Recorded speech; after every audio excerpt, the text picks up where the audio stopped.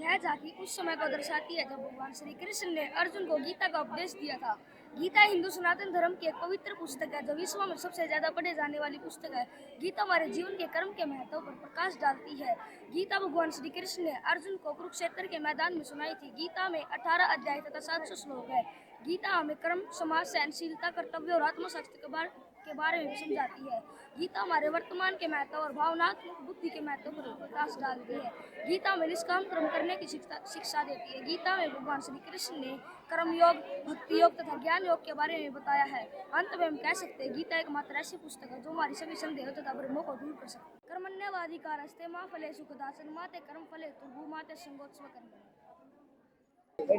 यह झांकी वनवास के बाद जब श्री राम अयोध्या लौटे तो उनके राज तिलक को दर्शाती है। इसमें राम एक राजा है और उनके साथ उनके सभी भाई लक्ष्मण, भरत, शत्रुघ्न तथा उनकी पत्नी माता सीता तथा हनुमान जी भी है, जो हमें संदेश देते हैं कि अगर हमें अपने जीवन में सफलता हासिल करनी है तो सभी अपनों को अपने साथ में लेकर चलना चाहिए।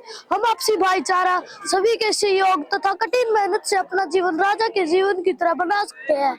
यह हमें यह भी संदेश देती है कि किसी भी राजा का शासन राम राज्य की तरह होना चाहिए, जिसमें हर व्यक्ति के लिए समान अवसर हो, कोई जात पात न हो, सभी के लिए रोजगार तथा स्वास्थ्य सुविधाएं भी समान हो, सभी को न्याय की समान दृष्टि से देखा जाए, सभी के पास समान अधिकार हो।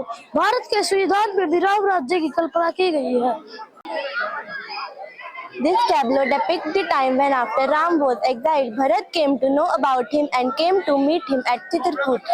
This tableau gives us a very important message that when in today's time brothers are becoming enemies of each other for money, children are becoming enemies of their parents, then in our country there were brothers who used to love each other dearly, where a son gave up a huge empire like Ayodhya like a store to fulfill his father's promise, despite his father saying no.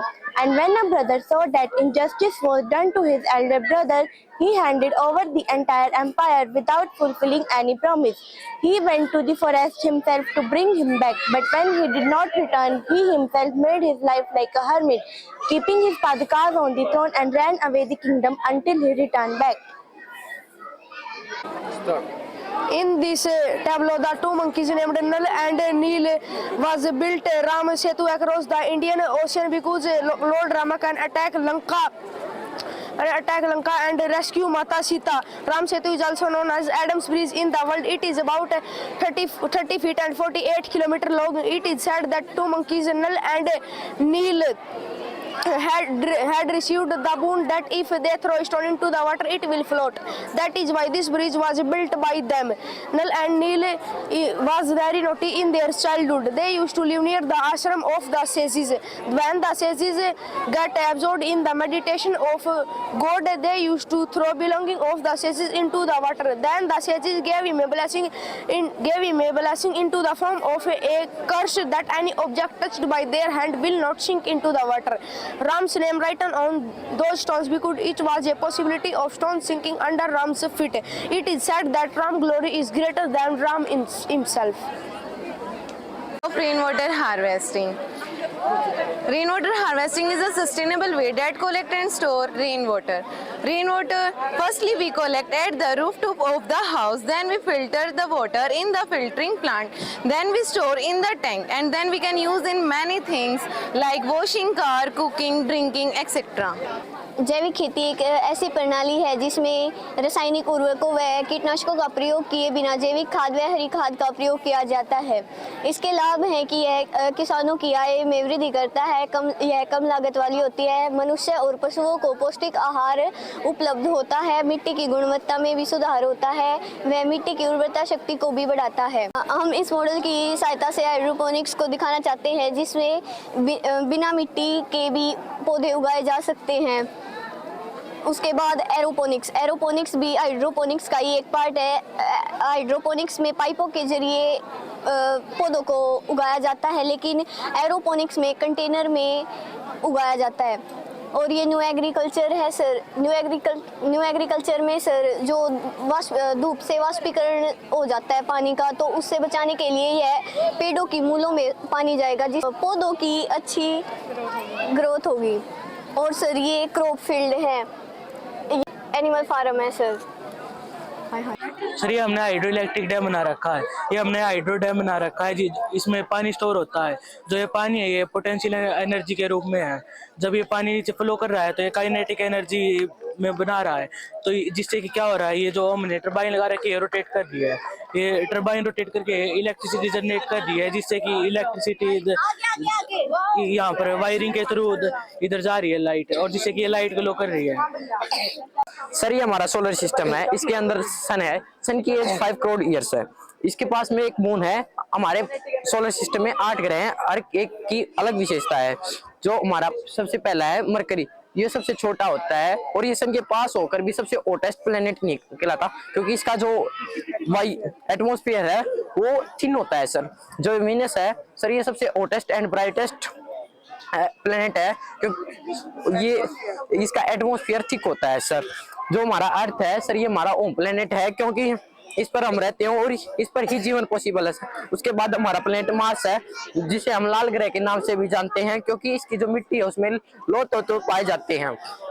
उसके बाद Jupiter sir, Jupiter के पास 92 moons होते हैं और ये सबसे बड़ा planet होता है सर। उसके बाद है सैटर्न प्लेनेट। सैटर्न प्लेनेट के पास 6 रिंग्स होती हैं और वो आइस की बनी होती हैं, जो उसके सबसे सुंदर बनाती है सर। उसके बाद है यूरेनस सर, इसके पास सबसे ज्यादा पानी होता है सर। उसके बाद है नेपच्यून। नेपच्यून के पास सर सबसे ज्यादा मतलब सबसे कोल्डेस्ट नेपच्यून प्लेनेट होता है सर, क्योंकि ये सबसे सन से सबसे ज्यादा दूर है सर। प्लूटो है सर, वो हमने सोलर सिस्टम से बाहर निकाल दिया गया, क्योंकि उसका ऑर्बिटल पाथ फिक्स नहीं था सर, वो चेंज होता रहता था बार बार sir. A democratic country and parliament is like temple for India. This is old parliament and this is new parliament. Old parliament was planned by British architect Edwin Lutyens and Herbert Baker. It was inaugurated in 1927 by Lord and Lady Irwin, and the foundation stone of the iconic building was laid by Duke of Connaught in 1921. This is new parliament laid by Prime Minister Narendra Modi, and the foundation stone of this iconic building was laid by Prime Minister Narendra Modi on 20th December of 2020. And it was initiated in 2023. Thanks. India gate का design 20वीं शताब्दी में एक प्रसिद्ध British वास्तुकार Edwin लैंडसेर Lutyens ने तैयार किया था। इस सन 1931 में इसका निर्माण पूर्ण हुआ था। शुरुआत में इंडिया गेट का नाम ऑल इंडिया वॉर मेमोरियल रखा गया था। इंडिया गेट को भरतपुर से लाए गए लाल और पीले पत्थरों द्वारा बनाया गया है। इंडिया गेट इसको बनाने में 10 साल का समय लगा था। इसकी ऊंचाई 42 मीटर है। 26 जनवरी 1972 को अमर जवान ज्योति का अनावरण इंदिरा गांधी द्वारा हुआ था। 12 फरवरी 1931 को वाइसराय लॉर्ड इरविन ने इसका उद्घाटन किया था। इंडिया गेट पर बहुत से भारतीय शहीद सैनिकों के नाम अंकित किए गए हैं। इसे सबसे बड़े वैश्विक युद्ध स्मारक के तौर पर भी जाना जाता है। इंडिया गेट राजपथ रोड पर दिल्ली में स्थित है। कोलकाता का हावड़ा ब्रिज है। इसकी स्थापना 1936 में शुरू की गई थी और इसका उद्घाटन 4 फरवरी 1943 को किया गया था। इसकी लंबाई 705 मीटर है और इसका जो सेंट्रल स्पैन है उसकी लंबाई 457 मीटर है। अब इसका नाम रविंद्रनाथ टैगोर के नाम पर बदलकर रविंद्र सेतु रख दिया गया है। यह दोनों शहरों को जोड़ता है, जो कि कोलकाता और हुगली है। यह हुगली नदी पर बना हुआ है, जो गंगा नदी की सहायक नदी है। ये इस ब्रिज पर लगभग दोनों तरफ फुटपाथ छोड़ा गया है और इस ब्रिज पर लगभग हर रोज 1 लाख से भी ज्यादा वाहन आवागमन करते हैं। विश्वविद्यालय विश्व का सबसे पहला आवासीय विश्वविद्यालय है। इसकी स्थापना 427 ईस्वी में गुप्त वंश के राजा कुमार गुप्त ने की थी। यह दुनिया का सबसे बड़ा विश्वविद्यालय है और यह बिहार में स्थित है। 1916 में भारतीय संसद ने इसे पुनर्व्यवस्थित करने का कार्य शुरू किया और 2016 में इसे पुनर्व्यवस्थित कर दिया गया था और जीरो के आविष्कारक आर्यभट्ट ने यहाँ अध्ययन और अध्यापन किया है। भारत संसद ने इसे यूनेस्को विश्व धरोहर घोषित कर दिया गया।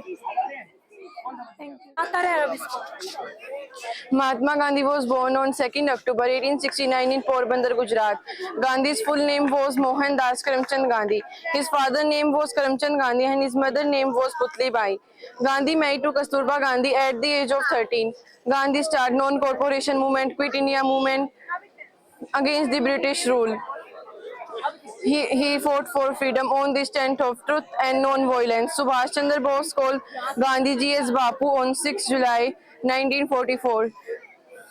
On 30 Jan 1948, he was shot by the Nathuram Godse. His last words were, "Hey Ram." That's all about Mahatma Gandhi. Bhimrao Ambedkar was born on 14 April 1891 in Maharashtra. He was born in Mahar caste. Dr. Bhimrao Ambedkar's name was Bhiva Ramji Sakpal. His father's name was Ramji Maloji Sakpal and his mother's name was Bhima Bai. He was a skilled economist, successful politician and a great social reformer. He played an important role in the making of Constitution of India, so he is called the father of Constitution. He dedicated his entire life against untouchability and social inequality. He formed the Labour Party in 1936. On 14 October 1956, he adopted Buddhism. He believed that the nation cannot progress without removing untouchability. It was Dr. Bhimrao Ambedkar who got the Ashoka Chakra placed on the Indian flag. He knew approximately 9 languages. He had studied almost all the religions by the age of 21. He had almost 32 degrees. He gave 3 mantras: stay educated, struggle and organize. Thank you. It is all about Dr. Bhimrao Ambedkar. Bhagat Singh was born in Banga village of Punjab on 28 September 1907. His father was a revolutionary fighter and a farmer too. His mother was Vidyavati Kaur. She was a housewife. Bhagat Singh, who forced Britishers to kneel at the age of 23 and happily kissed the gallows of noose while shouting Bharat Mata Ki Jai. He doesn't need any introduction. He awakened the spirit of sacrifice and devotion in every child of the country for the motherland. It was natural to have a passion for freedom as he belonged to a family of freedom fighters. In 1926, he left his study and formed Naujawan Bharat Sabha.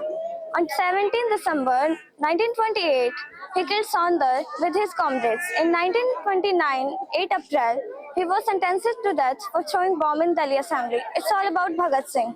Thank you. Subhash Chandra Bose एक महान स्वतंत्रता सेनानी थे। उनका जन्म 23 जनवरी 1897 को ओडिशा के कटक में हुआ था। उनके पिताजी का नाम जानकीनाथ बोस तथा माताजी का नाम प्रभावती देवी था। सन 1920 में नेताजी ने IAS की परीक्षा में चौथा स्थान प्राप्त किया। स्वामी विवेकानंद जी से प्रभावित होकर नेताजी ने अपने पद से इस्तीफा दे दिया और भारत की आजादी के आंदोलनों में कूद पड़े। सन 1942 में नेताजी अपना वेश बदलकर जर्मनी के तानाशाह हिटलर के पास भारत की आजादी का प्रस्ताव लेकर पहुंचे थे। हिटलर ने ही बोस को सबसे पहले नेताजी कहा था। सुभाष चंद्र बोस ने ही तुम मुझे खून दो मैं तुम्हें आजादी दूंगा, जय हिंद तथा दिल्ली चलो के नारे दिए थे। नेताजी ने द इंडियन स्ट्रगल नामक एक पुस्तक भी लिखी थी। 18 अगस्त 1945 एक विमान दुर्घटना के कारण नेताजी की मृत्यु हो गई थी। Rani Lakshmibai was a warrior woman of India. She is also known as Great Warrior Woman as Rani of Jhansi. She was born on 19 November 1828 in Varanasi, Uttar Pradesh. Her father's name was Moropant Tambe and her mother's name was Bhagirathi Bai. She was married to Raja Gangadhar Rao of Jhansi. Her childhood name was Manikarnika, due to which she is also known as Manu. She played an important role in freedom struggle in 1857. She was martyred at the age of 29 while fighting with British. She was died on 18 June 1858 in Gwalior. Her life inspires us that freedom is a valuable thing in itself. If Rani Lakshmibai and other great heroines like her do not fight for our country, perhaps we would still have been the slaves of the British. Thank you. Mehta was born on 9 May 1514 in Kamalur Fort, Rajasthan. His childhood name was Kika. His father was Uday Singh II. His mother was Jamanta Bai. He was best known for the Battle of Haldighati, which was fought between the Maharaja Pratap and Mughal Emperor Akbar. Maharaja Pratap was defeated in this battle by Akbar. After the Battle of Haldighati, he lived in forest for 25 years and fought a guerrilla war against Mughals. His favorite and famous horse was Chetak. Chetak had crossed the 25 feet deep drain during the war. Chetak had color blue. He was died on 29 January 1597. Thank you.